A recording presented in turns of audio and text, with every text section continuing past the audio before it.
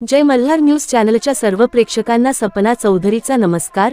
कत्तलखान्याच्या मुद्द्यावरून नंदुरबार पालिका सभेत भाजप शिंदे गट आमने सामने, कत्तलखाने पुन्हा सुरू होणार या आरोपामुळे भाजप नगरसेवकांनी सभात्याग केला। नागरिकांची दिशाभूल केल्याचा भाजपवर नगराध्यक्ष रत्ना रघुवंशी यांचा पलटवार। कत्तलखाना ठरावाला एमआयएमचा पाठिंबा, राजकीय वर्तुळात चर्चांना उधाण, पालिका प्रवेशद्वारावर भाजप आणि शिवसेनेच्या एकमेकांविरोधात आंदोलन।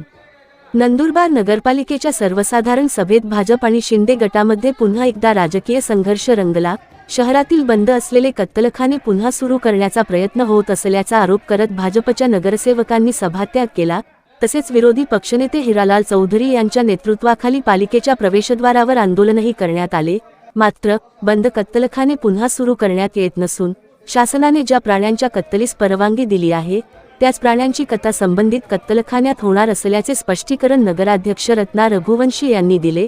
ठरावाचा संपूर्ण मजकूर न वाचताच भाजपकडून नागरिकांची दिशाभूल केली जात असल्याचा आरोपही त्यांनी केला।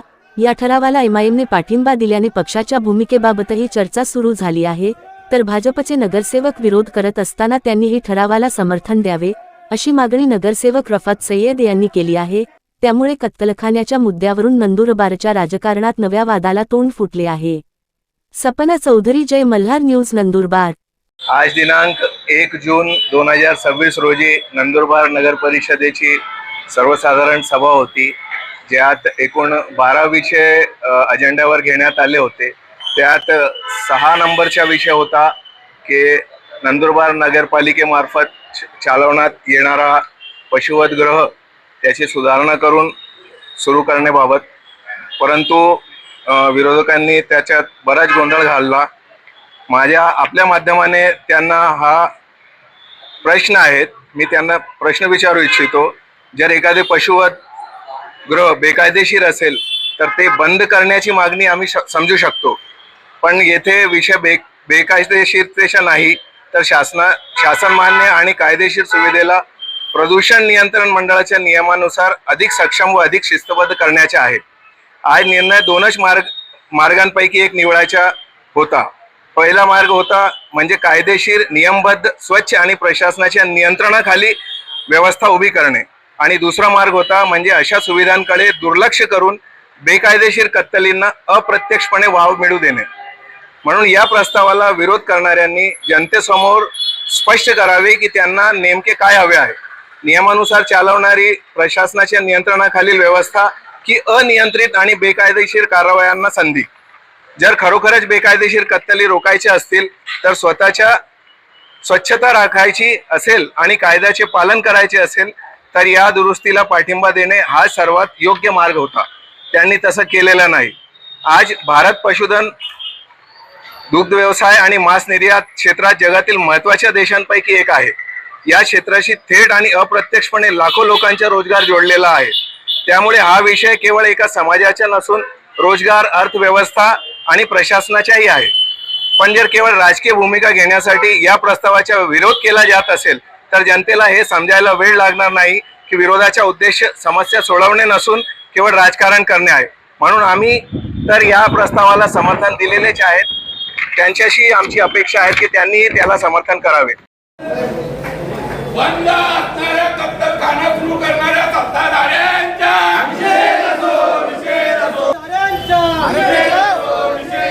बंद करो, बंद करो, बंद करो, कायदा सुव्यवस्था बिघडवण्याचा प्रयत्न करणाऱ्या सत्ताधाऱ्यांचा अरे जन्म जन्म का नाता है, अरे जन्म नगर पालिकेचा।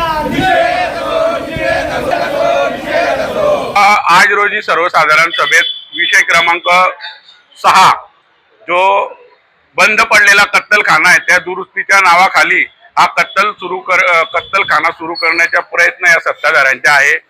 या विषय आला तेव्हा आम्ही सत्ताधाऱ्यांना विचारलं की कत्तलखाना हा बंद आहे, गोहत्या बंद आहे कायद्यानुसार, तर हा जो ठराव आहे हा घेण्यात येऊ नये, परंतु सत्ताधाऱ्यांनी बहुमताने हा मंजूर केल्यानंतर आम्ही भारतीय जनता पार्टीच्या सर्व नगरसेवकांनी या ठरावाचा निषेध म्हणून वॉकआउट केला आणि या विषयाला पंकज नामदेव चौधरी आमचे नगरसेवक आहेत यांची लेखी हरकत घेतली आहे आणि आम्ही यांच्या जो विषय क्रमांक 6 जो कत्तलखाना सुरू करण्याचा प्रयत्न करत आहेत याचा आम्ही निषेध केला आहे आणि तरी या हिंदू धर्माच्या भावना दुखावल्या गेलास आणि यांनी बहुमताच्या जोरावर कत्तलखाना सुरू करण्याचा प्रयत्न केला तर तीव्र आंदोलन छेडण्यात येईल आणि नगरपालिकेच्या समोर आम्ही 9चे 9 नगरसेवक उपोषणाला बसू असं आम्ही या शहरवासियांना आश्वस्त करतो। गोवंश हत्या बंदी झालीच पाहिजे, हत्या बंदी झालीच पाहिजे, झालीच पाहिजे, गोवंश हत्या बंदी झालीच पाहिजे, झालीच पाहिजे, गोवंश बंदी हत्या झालीच पाहिजे, झालीच पाहिजे। पण सगळे होताच त्या सभागृहात सगळे विषय एकूण 12 विषय होते आमचे, पण 6व्या विषयाला विरोधकांनी सभात्याग केला आणि त्याच्यानंतर सर्वानुमते सगळे विषय मंजूर झाले। गोवंश हत्याला आमचा सगळ्यांचा विरोध आहे। बघा, आपण सगळे हिंदू बांधव आहे, आपली गोवंश हत्याला आपले कायमच आपला विरोध राहील। त्याच्यात आपल्याला मुस्लिम बांधवांनीही सहभाग नोंदवला आहे की हिंदूंच्या भावना दुखावल्या जाणार नाही, पण शासनकडनं ते स्लॉटर हाऊस करायचं इलेक्ट्रॉनिक सिटी बस घेणार आहे। आधी आम्ही डीपीटीसीला तो प्रस्ताव पाठवू आणि डीपीटीसीतून होत असेल तर 4 सिटी बस घेण्याचा मानव आहे की आपली चहू बाजूने, म्हणजे इकडे कलेक्टर ऑफिस, इकडे घरकुलच्या घरं आहेत, आपला सिव्हिल हॉस्पिटल आहे, इकडे इथपर्यंत खूप पाटुंद्यापर्यंत आपली सगळी जनसंख्या, आपली खूप लोकसंख्या चहू बाजूने वाढलेली, तर 4 सिटी बस घेण्याचा मानस आहे असं। तर त्याला डीपीटीसीने परवानगी दिली तर त्यांच्याकडनंच 4 घेऊ, नाहीतर मग बीओटी तत्वावर करू, पण सिटी बसची व्यवस्था करायची नंदुरबारच्या जनते। ज्यांचे कलेक्टर ऑफिसला गरीब वर्ग आहे त्यांना खूप फायदा, मध्यमवर्गीय गरीब वर्ग आहे, ज्यांचे सिव्हिलला पेशंट राहतात, गरीब बिचारा 50-100 रुपये रिक्षावाले कोणी बी घेऊन घेतात, त्यांना हा फायदा आहे। विषय क्रमांक 6 होता नंदुरबार नगरपालिकेत जुने पशुवधगृह महाराष्ट्र प्रदूषण नियमन मंडळाच्या निकषानुसार दुरुस्त कराव्यात विचार विनिमय करणे।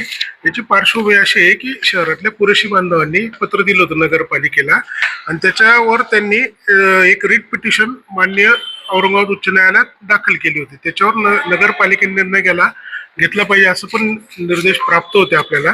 ते पशुवधगृह मला चांगला आठवत 2009 झाला, आपण तिथे एक ATP चालू केला होता, त्यानंतर ते बंद पडलं। तर त्याची जे प्रदूषण नियंत्रण मंडळाचे मानक आहेत, जे स्लॉटरिंग झाल्यानंतरचं पाण्याची ट्रीटमेंट वगैरे ते विषय, त्या अनुषंगाने दुरुस्ती करायचं आजच्या सभेचा विषय होता आणि ती दुरुस्ती कशी करायची त्याच्यासाठी DPR बनवायला सल्लागार पण आपल्याला नियुक्त करायचं, जेणेकरून ते बनवल्यावर त्यांना सर्व परवानग्याविना सायन्स मिळतील आणि जसं मान्य अध्यक्ष उपाध्यक्षांनी नमूद केलं तसं हे गोवंश वगळून फक्त महेशवर्गीय जनावरांच्या स्लॉटरिंगसाठीच हे राहणार आहे।